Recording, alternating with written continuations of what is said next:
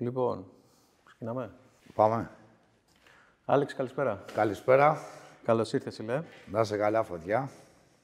Από πού είσαι, πού γεννήθηκες? Λοιπόν, καλησπέρα, είμαι ο Άλεξ Φάιρ. Γουστάρω καταρχήν πολύ που κάνουμε αυτή τη συνέντευξη. Είμαι πολύ χαρούμενος. Λοιπόν, γεννήθηκα Αθήνα, μεγάλωσα κάτω Κηφισιά. Είμαστε 5 αδέρφια, 5 αγόρια. Τούμπανο, οικογένεια Φωτιά. Γειτονιά, κανονικά μεγαλώσαμε όλοι μαζί, πώς να σου πω, παιδικά χρόνια πολύ Τούμπανο. Είχαμε τη δυνατότητα και την ευκαιρία, ξέρεις, ότι ήταν γειτονιά και ήμασταν γαμό, δηλαδή μπασκετάκι. Πώς να σου το πω, βγαίνει η μαμά και φώναζε, ξέρεις, από τον μπαλκόνι και κατευθείαν την άκουγες και γύρναγες. Πόσο χρονών είσαι? 42. Με τι ασχολείσαι? Λοιπόν, ελεύθερος επαγγελματίας είμαι. Ηθοποιός ερωτικών ταινιών. Με το escort ασχολούμαι λίγο. Και εντάξει, και σαν χόμπι, ξέρω εγώ, είμαι στο χώρο των swingers. Ποιο ξεκίνησες πρώτα απ' όλα? Λοιπόν, ξεκίνησα πριν μια δεκαετία στο χώρο των swingers, δυνατά. Γράφτηκα σε ένα site και εκεί γνώρισα ένα ζευγάρι, πολύ όμορφο και πολύ αγαπητό. Και εκεί ξεκινήσαν όλα. Παρτάκια δηλαδή στα μαγαζιά που έχει στην Αθήνα, παρτάκια στο εξωτερικό, παρτάκια σε σπίτια. Το ένα έφερε το άλλο ζευγάρια και έτσι ξεκινήσαν όλα. Μετά μου ήρθε η κάβλα, ξέρω εγώ, να ξεκινήσω στο χώρο του escort. Γράφτηκα σε ένα γραφείο, πήγε πολύ καλά αυτό. Και μετά σιγά σιγά με τις γνωριμίες πίεσα και εγώ την κατάσταση γιατί γούσταρα να συνεχίσω. Δηλαδή αυτά είχα κάνει όλα, πώς να σου το πω. Δηλαδή είχα ολοκληρώσει δηλαδή, τις κάβλες μου, πώς να σου το πω. Είπα να κάνω και αυτό με τις ταινίες. 3 κομμάτια. Τα κάνεις και τα 3 τώρα, ακόμα? Τώρα κάνω και τα 3. Και έχω και τη δικιά μου δουλειά σαν ελεύθερος επαγγελματίας, έτσι. Θέλω να το ξεκινήσουμε από το κομμάτι το πρώτο που είπες, από το swinging. Οι swingers είναι, καταρχήν να πούμε κιόλας, γιατί μπορεί ο κόσμος να μην ξέρει. Οι swingers είναι ανταλλαγή ζευγαριών. Είναι ζευγάρια και δεν είναι, μην κακοχαρακτηριστεί, ξέρω εγώ, ότι είναι ό,τι να είναι ή δεν είναι ωραία ζευγάρια ή δεν είναι από ευκατάστατες οικογένειες οτιδήποτε. Είναι φυσιολογικοί άνθρωποι όπως είναι όλοι. Μπορώ να πω ότι αν θα έκανα οικογένεια, αν θα έκανα κάτι, ξέρω εγώ, πιο θα προτιμούσα να είμαι swingers παρά να είμαι... να μην απέχω από το χώρο, πώς να σου το πω. Εντάξει, δικιά μου ιδεολογία είναι αυτή. Εσύ πώς το ξεκίνησες αυτό, πώς σου ήρθε, δηλαδή? Αυτό έτσι τυχαία ξεκίνησε, πώς να σου το πω. Με έγραψε ένας φίλος σε ένα site και γνώρισα αυτό το ζευγάρι που ήταν, σου λέω, πολύ δυνατό και όλη η φάση της ζωής και όλο ό,τι τριγύρναγε γύρω από αυτό μου άρεσε. Με κάβλωνε, μου άρεσε. Εσύ μόνος σου, χωρίς μόνος κοπέλα? μου, στην αρχή μόνος μου. Όχι στην αρχή και στην πορεία δηλαδή μόνος μου. Έψαχνες δηλαδή ένα ζευγάρι που να θέλει να βάλει έναν άντρα στη σχέση? Ναι, κάπως έτσι. Μπαλαντεράκι λέγεται αυτό. Ναι. Και για περιγράψε μου λίγο την εμπειρία σου με αυτό το ζευγάρι. Από ό,τι μου το λέει, κράτησε καιρό αυτή η φάση? Κοντά στα 10 χρόνια για ακόμα. Πολύ. Ναι. Είμαστε...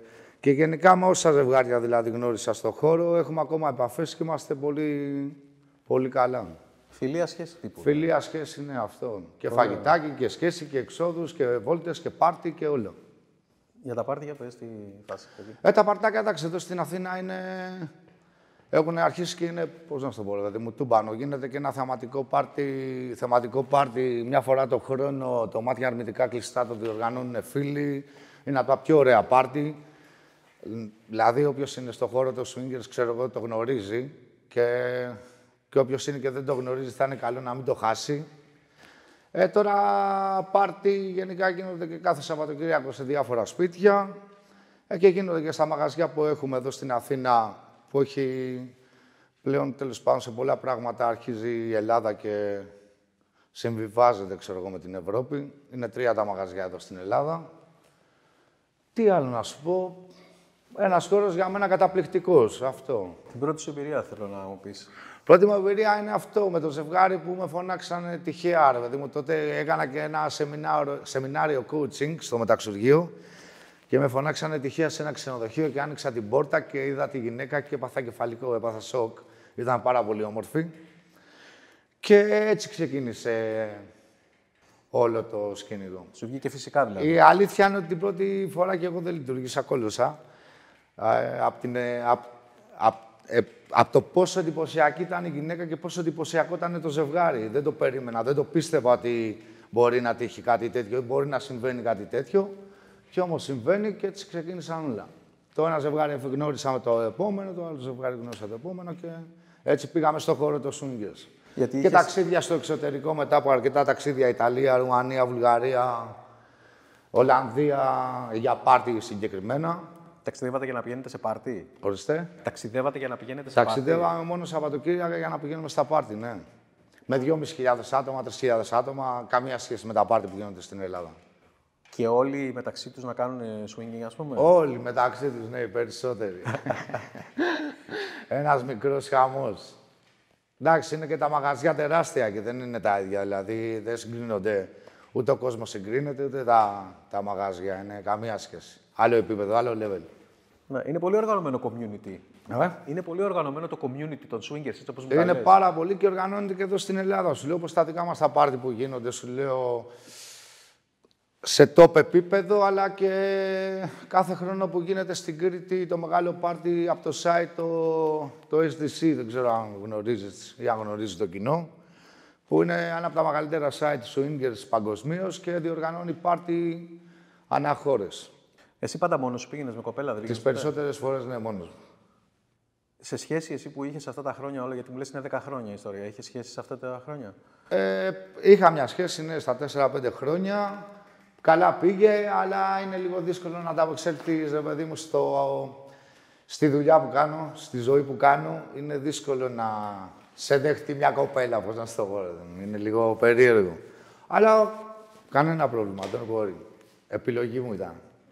Είναι δύσκολο να βρεις άνθρωπο να δεχτεί τη δουλειά που κάνεις, για να κάνεις σχέση. Δεν μου είναι δύσκολο, δεν θα έλεγα ότι μου είναι δύσκολο. Εύκολο είναι, απλά είναι δύσκολο η συνέχεια, καταλαβαίνεις. Δηλαδή, θα υπάρξει θέλοντας και μη φασαρία, θα υπάρξει ζήλια, θα υπάρξει λίγο μανούρα. Δεν είναι. Καταλάβες. Δηλαδή, όταν βγαίνεις και κάνεις ένα live sex και φεύγεις από το σπίτι και λες πάω στη δουλειά, στην ουσία πας να γαμίσεις, ξέρω, και να γυρίσεις. Καταλάβες αυτό. Λοιπόν, να σου πω τώρα για τα πάρτι στο εξωτερικό. Τα πάρτι στο εξωτερικό καταρχήν διοργανώνονται με όλα τα site που σου λέω. Δηλαδή, είναι διάφορα site, όπως θα σου πω τώρα το SDC. Είσαι γραμμένος εκεί και σου έρχεται ανακοίνωση ότι γίνεται πάρτι στην Ιταλία και πρέπει να δηλώσεις συμμετοχή. Δηλώνεις συμμετοχή, σε δέχεται το site, κλείνεις τα ξενοδοχεία σου και όλα τα περαιτέρω τέλος πάντων και γίνονται πάρτι Παρασκευή και Σάββατο βράδυ. Δηλαδή, είσαι στη λίστα κανονικά και μπαίνεις μέσα σε αυτά τα μεγάλα πάρτι.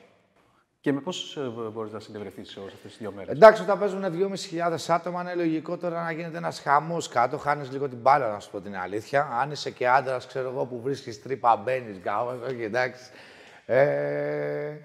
Εντάξει, έχει πάρα πολύ ωραίο κόσμο. Αυτό είναι η επιλογή σου, ρε παιδί μου, ότι μερικοί δεν ξέρω πώς το βλέπουν ή πώς το έχουν στο μυαλό τους, ότι λένε δεν θα ασχοληθώ, δεν θα βγω σε ένα μαγαζί στην Ελλάδα γιατί μπορεί να μην έχει ωραίο κόσμο. Δεν ξέρω πώς το σκέφτεται ο καθένας. Και λένε ότι πάμε στο εξωτερικό που έχω περισσότερες επιλογές, κάπως έτσι. Και το escort πόσο καιρό το έχεις ξεκινήσει? Το escort ξεκίνησα πριν 6 χρόνια.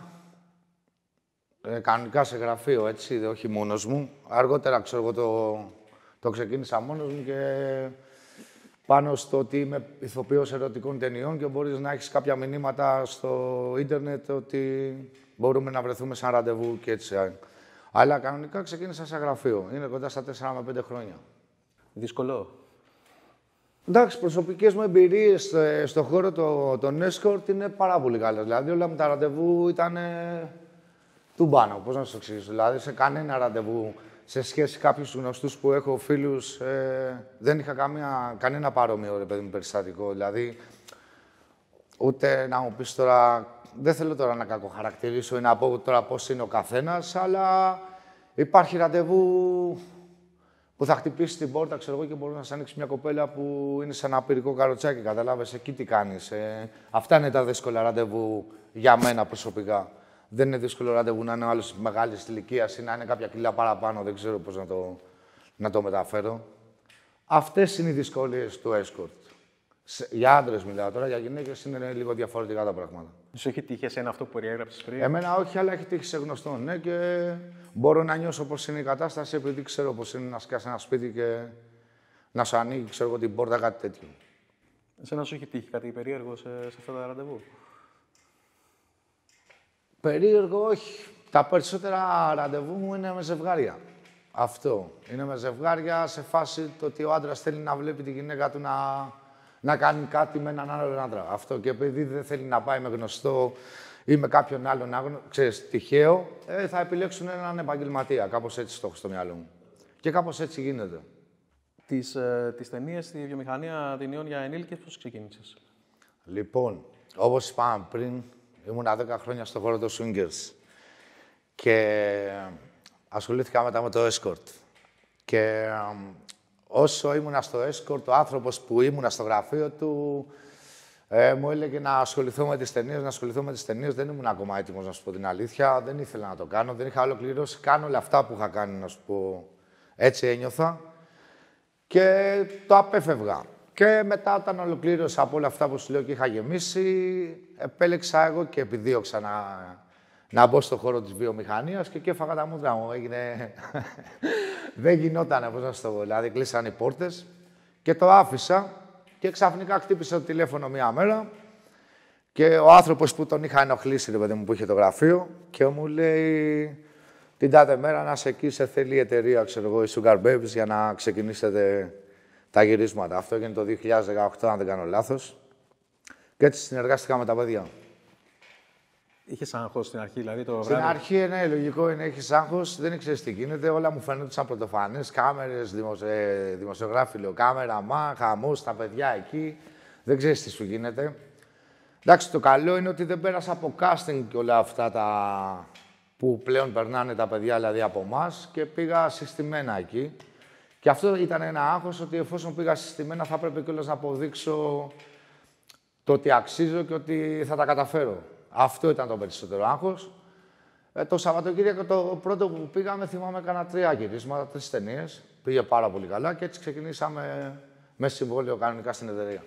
Πήγες κατευθείαν στο γύρισμα και έκανες την πρώτη μέρα, δηλαδή? Έκανα την πρώτη μέρα 2 γυρίσματα και την επόμενη μέρα το πρωί. Δηλαδή το Σαββατοκύριακο έκανα 3 γυρίσματα και έτσι έγινε το μπαμ. Και έτσι κατάλαβα και εγώ ότι το έχω και δεν έχω κόλλημα μπροστά στην κάμερα, μπροστά στα παιδιά, μπροστά στον κόσμο. Γιατί παρεπιπτόντως, τώρα τον τελευταίο καιρό κάνουμε και κάποια live sex σε μαγαζιά. Ναι, αυτό δεν το αναφέραμε. Είναι και αυτό μέσα στο μενού. Αυτά. Θα μου πεις μετά σε strip club, ας πούμε. Ναι, σε στριπτζάδικα, μπορούμε να το πούμε. Κάνουμε και κάποια live sex και σαν ομάδα από τις Sugar Babies και ατομικά. Πόσες ταινίες έχεις κάνει? Αν δεν κάνω λάθος, είναι πάνω από 30 τώρα. Αν δεν κάνω λάθος, σίγουρα είναι πάνω από 30. Από ό,τι καταλαβαίνω, η διαφορά με τις προηγούμενες δουλειές που έκανες με το πορνό, εκτός από τις κάμερες και τα φώτα και τα λοιπά και τον κόσμο που ήταν να το κάνεις μπροστά, ήταν και ότι εκτιθώσου να πάρει περισσότερο. Εντάξει, δημοσίως. Μετά, όταν επιλέξεις να το κάνεις αυτό, είναι λογικό να εκτεθείς, παιδί μου, και δημοσίως. Λογικό είναι. Παίρνεις μια απόφαση, δηλαδή. Ναι. Και γι' αυτό το λόγο και εμείς, όποια παιδιά περνάνε από το casting πλέον, αυτό θέλω να το επισημάνω, ότι να γνωρίζουν ακριβώς τι θέλουν να κάνουν. Δηλαδή, ότι όχι απλά ερχόμαστε σε μια εταιρεία να γυρίσουμε, απλά να γίνουμε pornostar και να γίνουμε, ξέρω εγώ, εκατομμυριούχοι. Δεν ξέρω τι έχει ο καθένας στο μυαλό του. Αλήθεια, απλά είναι να το ξέρουμε μέσα μας 100%. Δηλαδή, να έχουμε περάσει και μια ερωτική... Να έχουμε περάσει ερωτικές εμπειρίες στη ζωή μας και μετά να κάνουμε αυτό. Δεν γίνεται τώρα 18 χρονών και να μου έρχεσαι να μην ξέρουν τίποτα οι γονείς σου, να μην ξέρει κανένας τίποτα και εσύ να θες να μου γίνεις pornostar, ξέρω εγώ, και να νομίζεις ότι είναι ο δρόμος στρωμένος με ροδοπέτα. Αλλά αυτό δεν ισχύει, θέλω να το πω δηλαδή και να το ξεκαθαρίσω 100%. Η διαδικασία της προετοιμασίας για μια ταινία ποια είναι? Εντάξει, η διαδικασία της προετοιμασίας είναι καταρχήν ότι κάνουμε μια φορά το μήνα εξετάσεις, είναι υποχρεωτικές αυτές, θέλω να το επισημάνω και αυτό. Μια φορά το μήνα θα κάνεις εξετάσεις και θα κάνεις και εξετάσεις μια εβδομάδα πριν τα γυρίσματα και θα απαγορευτεί να κάνεις σεξ μέχρι να γίνει το γύρισμά σου, έτσι. Καλό θα είναι να μην έχεις σεξ προγραμματώσει 1, 2, 3 μέρες πριν, ώστε να βγάλεις τη σκηνή, γιατί είναι πολύ σημαντική η σκηνή της εξπερμάτωσης, πάρα πολύ σημαντική για μας, για την εταιρεία δηλαδή, είναι πάρα πολύ σημαντική. Να έχεις προετοιμαστεί Εντάξει, δεν είναι. Και θέλω να το πω και αυτό, ότι δεν είναι ότι θα πας να κάνεις την επόμενη μέρα σεξ με μια κοπέλα στο δωμάτιό σου, με την τουαλέτα σου, με το έτσι σου, με το αλλιώ σου. Είναι, ρε παιδί μου, μια άλλη διαδικασία που πρέπει να είσαι εκεί, να ετοιμαστείς εκεί, να γίνουν τα διαλύματα, να σταματήσει η κάμερα, να σταματήσει το ένα, να τα φώτα, να το... Δεν είναι όπως κάνουμε δηλαδή σεξ στο δωμάτιό μας με την κοπέλα μας. Δηλαδή, εμείς να ξέρεις ότι κάνεις σεξ για να το δεις εσύ. Δηλαδή, εγώ κάνω σεξ στην κάμερα για να καβλώσεις εσύ, ρε φίλε, καταλαβαίνεις. Δεν κάνω σεξ για να καβλώσω εγώ. Ανεξαρτήτως τώρα τον παρτενέρ, μπορεί να σε καβλώνει ο παρτενέρ και να βγει σκηνή του πάνω και να καβλώνετε και οι δύο. Αλλά το κόνσεπτ είναι ότι το κάνω για σένα, δεν το κάνω για μένα. Το κάνω για να καβλώσεις εσύ. Είναι δουλειά αυτό. Με ωράρια, με πρόγραμμα. Είναι, ναι, αυτό. Και άμα ξεφτυλιστείς την περασμένη μέρα, δηλαδή βγεις και τα γαμίσεις όλα και 8 η ώρα πρέπει να είσαι στο στούντιο να γυρίσεις σκηνή, νομίζω θα πάρεις τα αρχίδια μου. Θα φύγεις κλαμμένος. Αυτό. Υπάρχει κάποια ταινία που σ' άρεσε περισσότερο σε σχέση με τις άλλες και για ποιο λόγο ευχαριστήθηκες κάποια ταινία περισσότερο από κάποιες άλλες? Ξέρεις τι, γενικά περνάω πολύ ωραία στις ταινίες. Έχει φανεί αυτό, το έχω δείξει κιόλας. Ωραία ταινία. Πέρασα τώρα στη Χριστουγεννιάτικη μαζί με τον Νεκ. Περάσαμε του πάνω, ρε παιδί μου. Είναι πολύ σημαντικό ο παρτενέρ ή η παρτενέρ. Είναι πολύ σημαντικό. Είναι δηλαδή τόσο σημαντικό, ρε παιδί μου, όσο και σε σένα, καταλάβες αυτό. Άμα υπάρχει χημεία και όλα κυλούν όμορφα, βγαίνει και ένα καλό αποτέλεσμα αυτό. Και συνήθως έχεις χημεία? Εγώ προσωπικά, ναι, δεν έχω καμία άσχημη εμπειρία. Καμία άσχημη εμπειρία. Και το γουστάρω αυτό που κάνω και φαίνεται και στα γυρίσματα. Το πιο απαιτητικό πράγμα το να είσαι ηθοποιός σε τέτοιες ταινίες ποιο είναι, πιστεύεις? Το να μπορείς να λειτουργήσεις ιδεολογικά, ποιο είναι το πιο απαιτητικό? Εντάξει, είναι απαιτητικό, είναι πολλά πράγματα. Είναι απαιτητικό όταν έχεις 2 σκηνές την ημέρα, είναι απαιτητικό. Καταλάβεις, πρέπει να τον έχεις όρθιο 3 ώρες, ξέρω εγώ, να βγει το γύρισμα και μετά να τον ξανά έχεις 3 ώρες να ξαναβγεί το γύρισμα. Δεν είναι εύκολο. Είναι απαιτητικό. Κάποια τέτοια πράγματα είναι απαιτητικά. Ή και κάποιοι άλλοι που γουστάρουν πολύ τη διατροφή τους και τα γυμναστήριά τους και για τις γυναίκες ειδικά, είναι απαιτητικό. Και η προπόνηση που κάνουν καθημερινά είναι απαιτητική. Δεν είναι. Κάποιοι φαίνονται, ρε παιδί μου, κάποιοι γουστάρουν, είναι δημόσια πρόσωπα, καταλαβαίνεις. Για κάποιους έτσι το βλέπουν. Και θέλουν να προσέχουν την εμφάνισή τους. Άμα από τη στιγμή που θέλεις να προσέχεις την εμφάνισή σου και το σώμα σου, πρέπει να απαιτεί να κάνεις κάποια πράγματα. Εσύ σε μια ταινία, τα γυρίσματα γίνονται όλη μέρα, ας πούμε, μπορεί να κρατήσουν όλη μέρα? Όχι, μας γάμισες άμα κρατήσουν όλη μέρα σε μια ταινία. Μπορεί να κάνεις κι άλλη. Καταστράφηκε η εταιρεία, άμα το κάνεις αυτό. Καλό είναι μέσα σε 2-2,5 ώρες να έχεις τελειώσει. Κατάλαβες αυτό. Μέσα σε 2-2,5 ώρες για να κρατήσουμε εμείς τη μία ώρα την καλύτερη. Καταλάβες. Δηλαδή, να κάνεις στοματικό, θέλουμε να κάνεις στοματικό τα 10 λεπτά για να πάρουμε τα 5. Θέλουμε να κάνεις την πρώτη σκηνή 15 λεπτά, 18 λεπτά για να πάρουμε τα 10. Καταλάβες, έτσι ώστε να σχηματίσουμε κι εμείς μια ολόκληρη ταινία.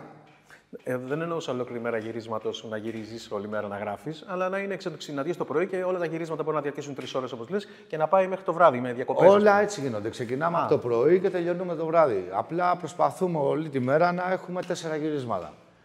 Προσπαθεί η εταιρεία δηλαδή να κάνει 4 γυρίσματα τη μέρα.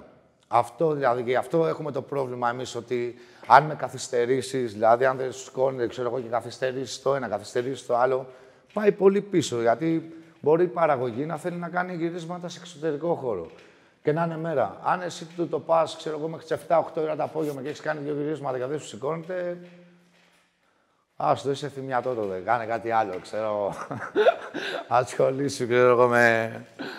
Τι να πω. Αγχωτικό κι αυτό. Εντάξει, έτσι είναι. Δεν,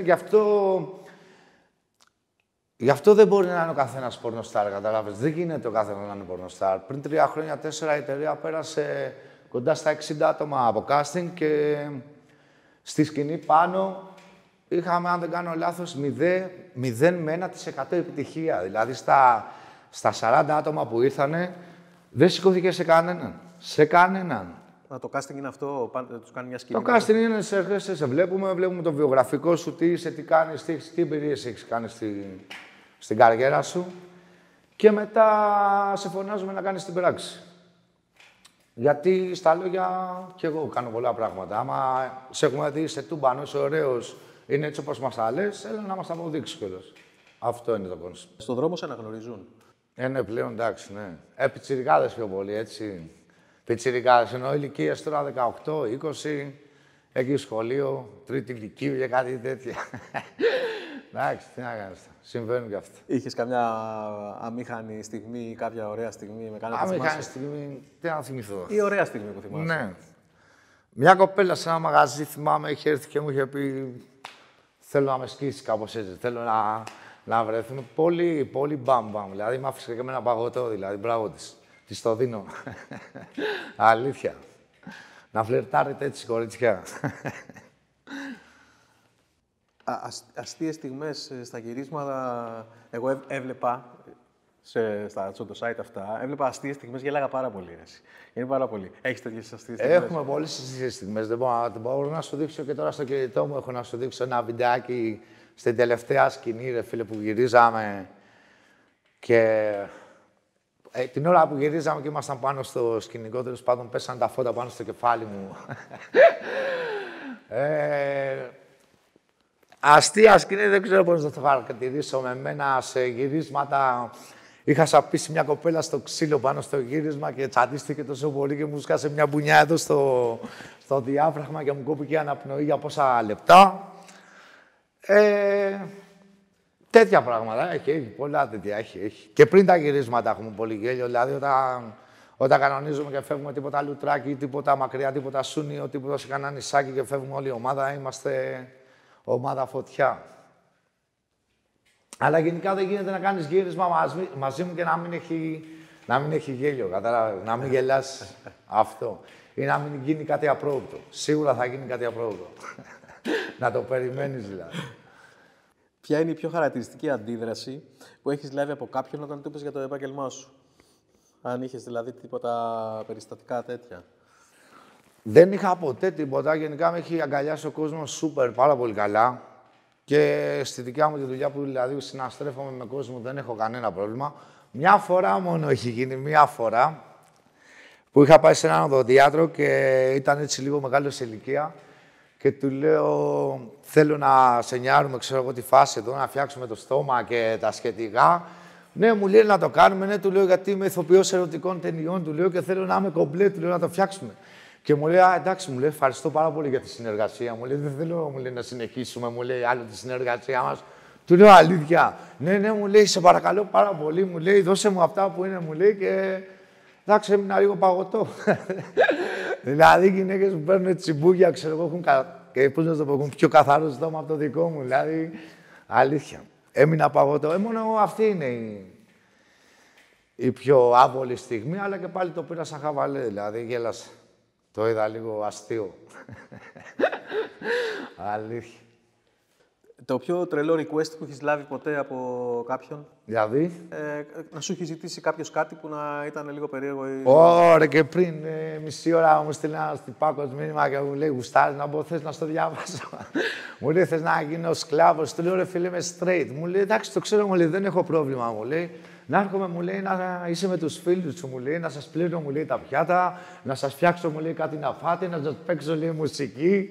Και μετά μου λέει, άμα θέλετε, λέει, να με ξεσκίσετε. Άρα, πέθανα, ρε. Πεθαίνω με σας, αλήθεια, γελάω, να ξέρεις.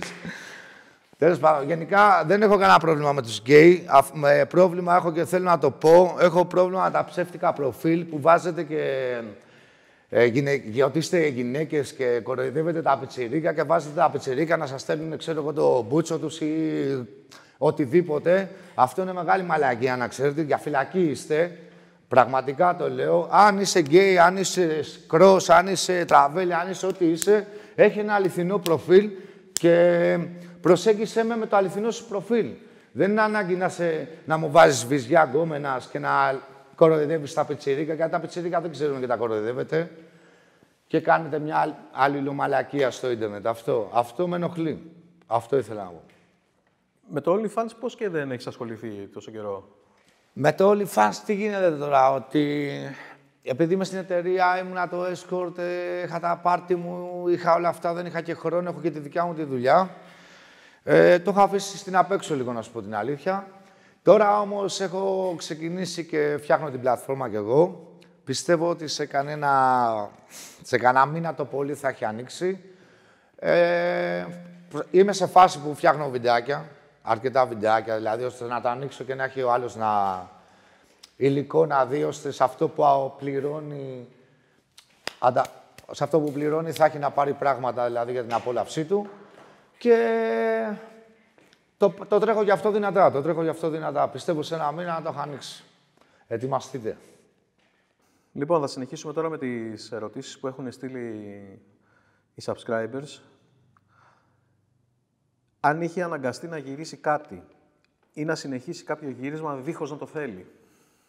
Αν είχες αναγκαστεί να κάνεις ένα γύρισμα, αν δεν το γούσταρες καθόλου και αναγκάστηκες να το κάνεις. Ξέρεις τι, έχει γίνει κάτι έτσι, πώς να το πω. Σε γύρισμα έχει γίνει το να παίξω από πίσω. Καταλαβαίνεις, να μου ζητηθεί να παίξω από πίσω και να πω ότι δεν γίνεται να παίξω από πίσω γιατί θα έχουμε ατύχημα. Και να έχει γίνει ατύχημα, ξέρω, και να έχω κάνει μετό πάνω στο γύρισμα στην πλάτη της κοπέλας και άλλες 2 φορές εμετό μέχρι να φτάσω στη τουαλέτα. Αυτό έχει γίνει το πιο αμήχανο δηλαδή. Και η μπουνιά που είπα πριν που μου έχει σκάσει η κοπέλα την μπουνιά στο θώρακα. Ναι, στο θώρακα και μου κόπηκε αναπνοή. Απολαμβάνει την πράξη ή έχει γίνει ρουτίνα εργασίας? Εντάξει, προσπαθώ να την απολαμβάνω. Δηλαδή, προσπαθώ να μιλάω και με τις partner πριν τα γυρίσματα και να έχουμε μια σχέση, να βρούμε μια χημεία ωραία, ώστε να βγει και ένα αποτέλεσμα στη σκηνή απολαυστικό και για μας. Αυτό. Όσο μπορώ, προσπαθώ να τα απολαύσω. Ναι, όσο μπορώ. Λοιπόν, αν καταντά κουραστική, ψυχολογικά ή τόσο συχνή αλλαγή παρτενέρ και πώς νιώθει γενικά που έχει τη δυνατότητα να συνουσιάζεται με τόσες διαφορετικές γυναίκες, κάτι το οποίο μπορεί να αποτελεί όνειρο για πολλούς. Ίσα-ίσα επιδιώκουμε κι εμείς να αλλάζουμε partner, επιδιώκουμε να γίνεται συνέχεια διαφορετικό, είναι λογικό. Και όσο για τα περισσότερα άτομα, τόσο άλλως το γούσταρα από ανέκαθεν να το κάνω, να βρίσκομαι με περισσότερα άτομα δηλαδή στο κρεβάτι, παρά να είμαι με ένα. Δηλαδή, το γουστάρω με καβλώνει να είναι κι άλλα άτομα μπροστά μου για να κάνουν την πράξη, ρε παιδί μου. Άλλοι γουστάρουν να βλέπουν, άλλοι να το κάνουν, άλλοι. Εντάξει. Κατάλαβα. Όχι απλά μόνο δεν σε κουράζει ψυχολογικά, δεν σε αρέσει κιόλας. Όχι, αφού το επιδιώκω εγώ ίδιος.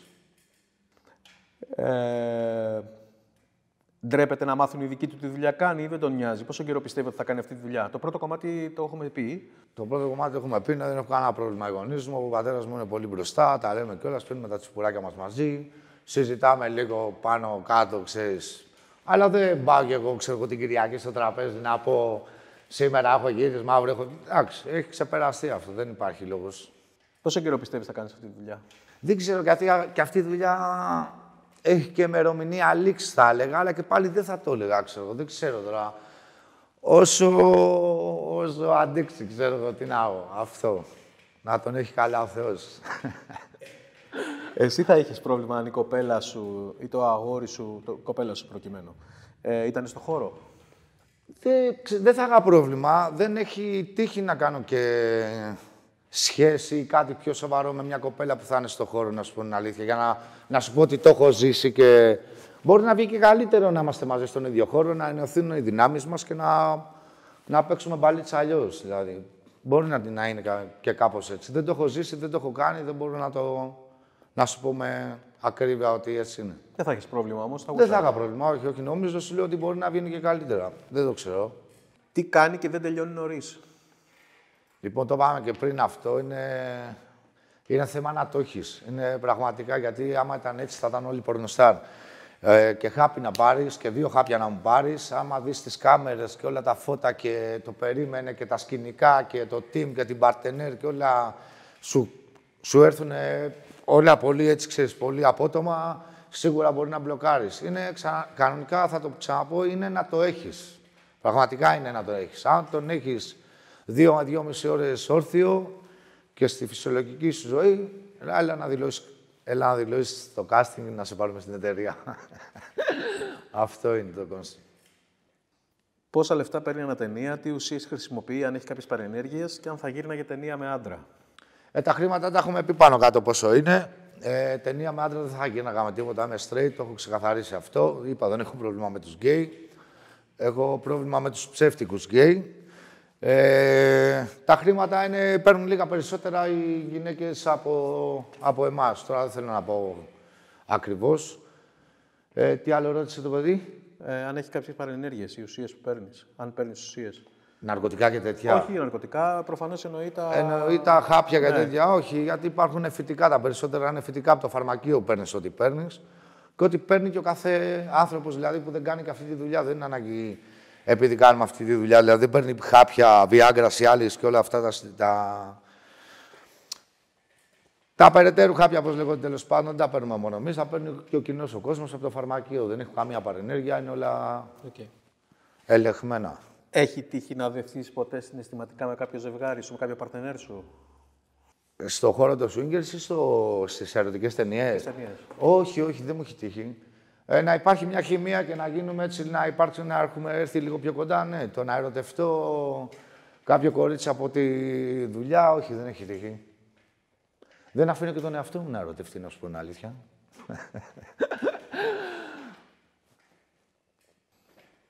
Έλα, ρίχτω τώρα που έχω πάρει φορά, για πες. Τώρα, η επόμενη, τι λέει ο φίλος. Αλλάζω σελίδα, λοιπόν. Πού κάνουν τα γυρίσματα, σε ενοικιαζόμενους χώρους ή στούντιο και εγκαταστάσεις των παραγωγών ταινιών? Περισσότερες νοικιάζουμε Airbnb βίλες, μεγάλα σπίτια, να έχει πισίνα, μας ενδιαφέρει πάρα πολύ. Και μετά έχουν γυριστεί και τα Greek Taxi που είναι στο δρόμο, έχουν γυριστεί και σε κάποια μαγαζιά που μας παραχαρούν τα striptease. Έχουμε αρκετούς χώρους, δεν έχουμε θέμα σε αυτό. Κανένα θέμα. Διακόπτουν γύρισμα για άλλη μέρα πάνω στην πράξη ή όχι?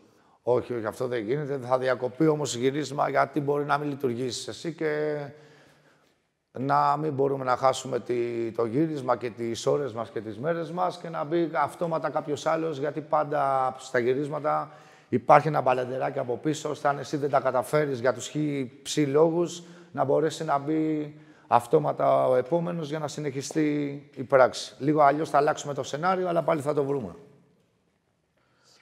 Μπορούν να ορίσουν το ζευγάρι τους, τον παρτενέρ τους? Δηλαδή, μπορείς να αρνηθείς εσύ αν δεν θέλεις να έχεις κάποιον παρτενέρ? Εντάξει, αυτά τα συζητάς με την εταιρεία. Συνήθως τα προβλήματα τα έχουν τα κορίτσια. Σε εμάς δεν έχει τύχει προς το παρόν, αλλά μπορεί να τύχει. Ναι, μπορεί κάποια κοπέλα να μην θέλει να κάνει με αυτόν τον ηθοποιό. Λογικό μου ακούγεται, εντάξει, σεβαστό. Φοβάσαι τα σεξουαλικώς μεταδεδόμενα νοσήματα? Είμαστε τόσο στην εταιρεία που είπα και πριν ότι κάνουμε μια φορά το μήνα αναγκαστικές εξετάσεις. Δηλαδή, έχουμε μικροβιολογικό που πάμε μια φορά το μήνα και κάνουμε εξετάσεις. Αλλά και κάνουμε και εξετάσεις μια εβδομάδα πριν τα γυρίσματα, που μέχρι να γίνει πράξη απαγορεύεται να έρθει σε επαφή με άλλο άτομο. Άρα είναι πολύ safe. Δεν φοβάμαι, νιώθω ασφαλής. Αλήθεια, πραγματικά. Πιο πολύ δεν θα νιώθω ασφαλής να βγω ένα βράδυ, ξέρω εγώ, και να πιω τον κόλλο μου και να κάνω καμιά μαλακία και να μην πάρω προφύλαξη, παρά όλο αυτό που γίνεται στην εταιρεία. Είναι πάρα πολύ safe. Αλήθεια, πραγματικά είναι πάρα πολύ safe. Λέει ο τύπος εδώ. Η ερώτηση είναι μία, παιδιά. Μετράει το μέγεθος? Μετράει, φίλε, πες του. Μετράει το μέγεθος. Αλήθεια. Μετράει. Τι να κάνουμε. Μετράει. Εντάξει, αν πας και είσαι από ένα μέγεθος και κάτω, πιστεύω ότι στο casting σε κόβουν κατευθείαν, έτσι δεν είναι? Εντάξει, τώρα εμείς θέλουμε να είναι τουλάχιστον 16 πόντους. Τουλάχιστον 16. Και να τον έχεις, είπαμε, και 2,5 ώρες όρθιο. Αυτό, άμα τον έχεις 2,5 ώρες όρθιο, μην έρθεις. Πόσα και ποια ναρκωτικά παίζουν σε αυτό το χώρο? Και τι ακριβώς πίνει εκείνος, γιατί να μην πίνει τίποτα δεν παίζει? Φίλε, δεν πίνω τίποτα, απολύτως τίποτα. Τα ναρκωτικά απαγορεύονται ρητά, φίλε, στην εταιρεία. Καταρχήν, ό,τι μαλακίες ακούω γενικά για κόκκες, μόκκες και τα σχετικά πριν τα γυρίσματα δεν γίνεται. Όποιος έχει κάνει χρήση κοκαίνης ξέρει και γνωρίζει ότι δεν σου σηκώνεται πριν τα γυρίσματα. Και γενικά, όταν έχεις μια ερωτική ζωή, να κάνεις live sex, να κάνεις escort, να κάνεις γυρίσματα, απαγορεύεται. Δηλαδή, και να θες να το κάνεις δεν γίνεται, κατάλαβες. Δεν μπορείς να τα κουμαντάρεις όλα αυτά. Στο λέω δηλαδή ρητά. Γιατί ακούω πάρα πολλά. Πάρα πολλά. Υπάρχει ευχαρίστηση, λέει, ή Klein? Υπάρχει ευχαρίστηση. Αλήθεια σου. Άμα έχεις δημιουργήσει μια χημεία, έτσι όπως είμαστε τώρα εδώ και έχουμε ένα ωραίο κλίμα, έτσι είναι και στις ταινίες, καταλάβες. Τώρα, μέχρι να σε ετοιμάσει η κοπέλα. Θα σε φτιάξει, θα γελάσετε, θα μιλήσετε, θα το πάτε ρε παιδί μου αλλιώς, καταλάβες. Εντάξει, μέχρι να μπείτε στη σκηνή και να πρέπει να κάνεις αυτό που πρέπει να κάνεις. Ευχαρίστηση υπάρχει. Αρκεί να το γουστάρεις αυτό που κάνεις, καταλάβες. Αυτό. Αν δεν το γούσταρες, δεν υπάρχει πουθενά ευχαρίστηση. Τι θα απαντούσατε σε κάποιον που θεωρεί ότι το πορνό είναι προσβλητικό για τη γυναίκα?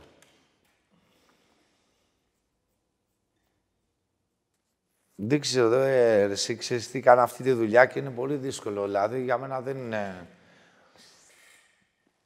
Τι να σου πω τώρα, είναι το αρχαιότερο επάγγελμα, ξέρω εγώ. Υπάρχουν γυναίκες τώρα που προσπαθούν να το κάνουν και νόμιμα χωρίς να έχουν κανένα πρόβλημα. Εφόσον το έχει βρει με τον εαυτό της και γενικά τα έχει βρει μέσα της και γουστάρει να το κάνει, το κάνει εδώ. Εντάξει, τώρα τα πιτσιρίκια έχουν ανοίξει OnlyFans και γίνεται ένας χαμός με το OnlyFans. Εσύ. Τι να σου πω τώρα, θα νιώσει άσχημα η κοπέλα που γυρίζει ταινίες. Δεν ξέρω τι να πω. Η ενασχόλησή σας με το είδος σας έκανε πιο προσεκτικό σε θέματα υγείας? Σου είπα και πριν ότι πιο πολύ προστατευτική εταιρεία δεν μπορούσε να γίνει. Δηλαδή, προσωπικά εγώ που κάνω αυτή τη δουλειά, κάνω μια φορά το μήνα εξετάσεις. Έτσι, δείξε μου έναν που δεν κάνει αυτή τη δουλειά, που πάει μια φορά το μήνα και κάνει εξετάσεις. Νομίζω ότι δεν το κάνει κανένας. Πώς καταφέρνει και συγκεντρώνεται και δεν του πέφτει? Εννοεί με τα φώτα, τους ανθρώπους, τις κάμερες. Είναι να το έχεις αυτό, ρε παιδί μου. Είναι να το έχεις και να σε focus αυτό που κάνεις. Δηλαδή, άμα το αγαπάς αυτό που κάνεις και ότι το έχεις, σε θέλουμε αυτό. Αν σε νοιάζει ότι θα σε παρακολουθήσει κάποιο πολύ στενό οικογενειακό πρόσωπο? Δεν έχω πρόβλημα. Απλά δεν θα μπει η θεία μου, ξέρω εγώ, από την Κρήτη να με παρακολουθήσει, να με βάλει στο YouTube να με δει. Καταλάβεις τι γίνεται τώρα. Αυτό ξέρω ποιος θα με δει και ποιος θα με παρακολουθήσει. Και γενικά, εντάξει, κάνουμε χαβαλέ με το σόι μου και με την οικογένειά μου, κάνουμε χαβαλέ. Αλλά δεν θα μπει τώρα η θεία μου, ξέρω, σου λέω να με παρακολουθήσει. Εντάξει, δεν είμαι τραγουδιστής. Ηθοποιός είμαι. Με ποια γυναίκα παρτενέρ θα ήθελε να συνεργαζόταν κάποια στιγμή? Που είναι στο χώρο ή έτσι οτιδήποτε. Που είναι στο χώρο. Εντάξει, τώρα τι να σου πω, μια ηθοποιός είναι η Made D, λέγεται. Έχει αποσυρθεί τώρα, πρέπει να είναι 45-50 χρονών.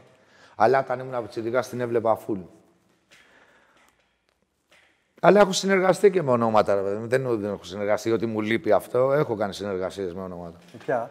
Και με τη CB που είναι του Ρόκο Σιφρέντι έχω κάνει και με την Αντέλ έχω κάνει. Εντάξει, έχω κάνει με ονόματα. Δεν είναι ότι μου το έχω αποθυμένο. Εδώ Ελλάδα ή εξωτερικό? Εδώ Ελλάδα. Είχαν έρθει αποκλειστικά εδώ και τα γυρίσματα του Sugar Babies.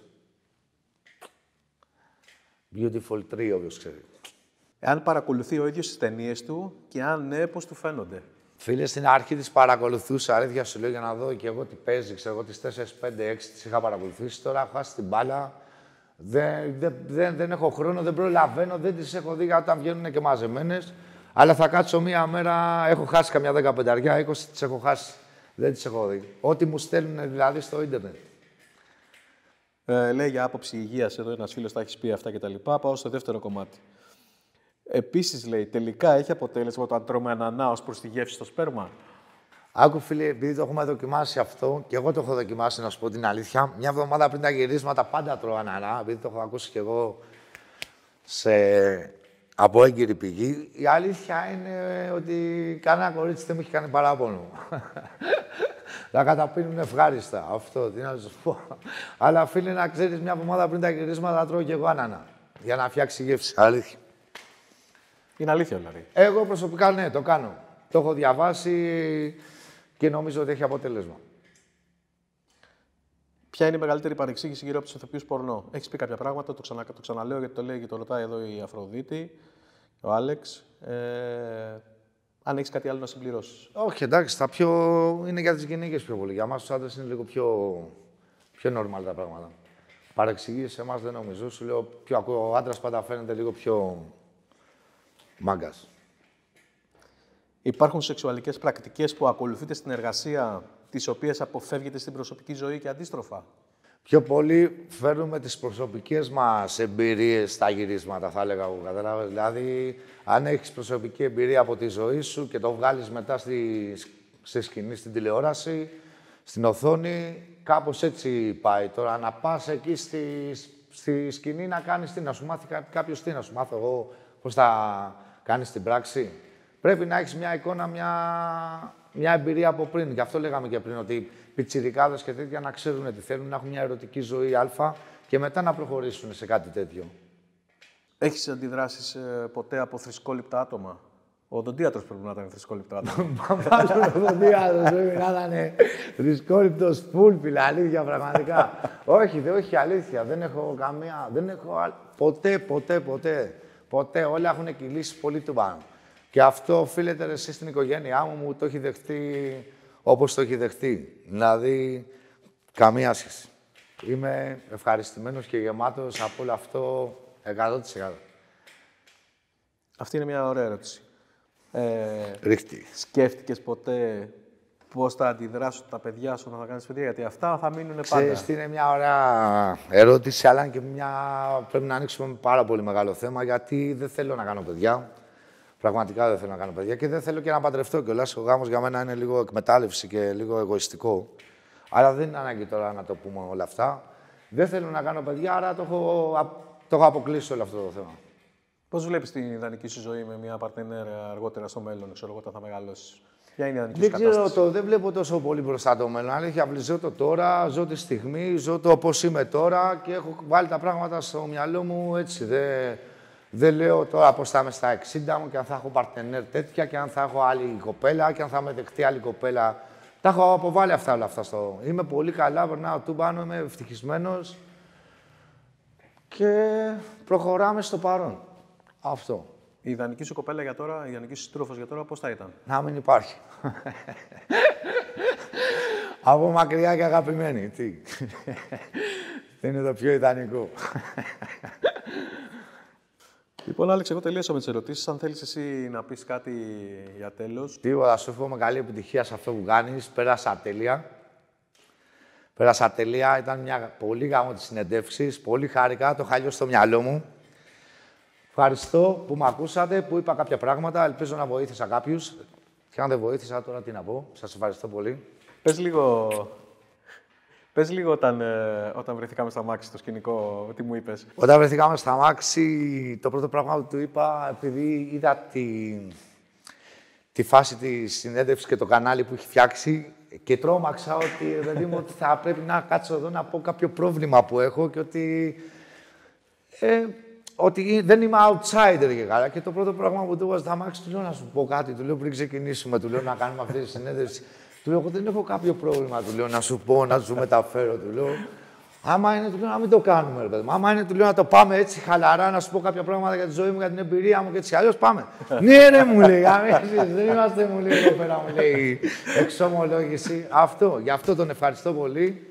Πέρασα τούμπανο.